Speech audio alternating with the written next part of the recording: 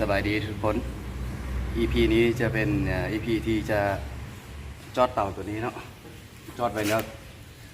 ก่อนหน้านี้แต่ว่ายังบ่ทันแล้วเธอยังบ่ทันได้ใส่บันฟ้าเธอแล้วเธอลงซี่ต้องได้ขัดคืนใหม่เดี๋ยวเป็นหน้าที่ตามเบิ่งเด้อ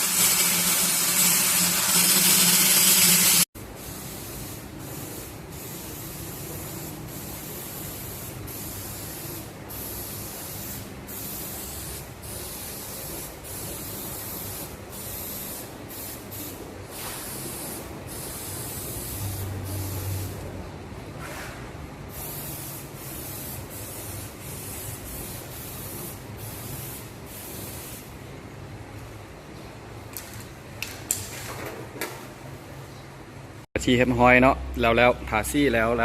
ก็ทางในนี่ก็จะเป็นอันนี้ตัวนี้จะมีค่าพร้อมเนาะมากับมันจะเป็นอันน่ะปั๊มลมขนาดน้อยพกพาง่ายเนาะอันนี้เนาะใส่ก้อนรถไปก็ได้ไปปิ้งไปย่างคลิปแล้วท่านได้เฮ็ดตัวทั้งใหญ่ท่านสำหรับใส่เป็นงานใหญ่เนาะแต่ตัวนี้ตัวน้อยใส่ครอบครัววันเสาร์วันอาทิตย์บ่อยากปิ้งกินยังก็ได้ก็คือกันเนาะอันนี้ก็จะมีเป็นไส้อันน่ะฐานซ่องข้างสายขวาทางในนี้ก็จะทำความสะอาดแล้วก็ลงน้ำมันพืชไว้เรียบร้อยแล้วเนาะวิธีการเก็บรักษาหลังใช้งานก่อนใช้งานให้ทาน้ำมันพืชไว้น้ำมันมูที่เขาน้ำมันที่เขาคั่วกินแล้วใส่บัวไดเด้อมันมีเกลือมันจะได้ขี้เมี่ยงเอาละสำหรับคลิปนี้ก็หมดเท่านี้เนาะขอบใจที่ติดตามและรับชมอย่าลืมกด subscribe กดไลค์กดแชร์ให้เด้อ